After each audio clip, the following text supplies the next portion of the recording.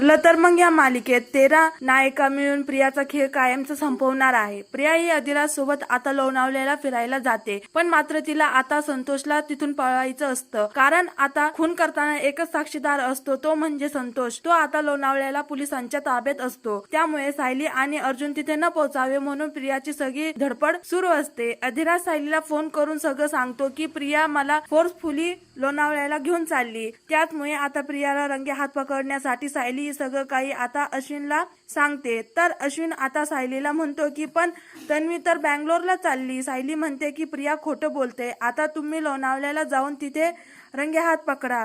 तर इकडे प्रियाला आणखीनच 2 महानायिका मिळतात, ती म्हणजे काव्या आणि ईश्वरी. प्रियाच्या तावडीतून संतोषला वाचून आता ईश्वरी आणि काव्या त्याला कोर्टामध्ये घेऊन येतात.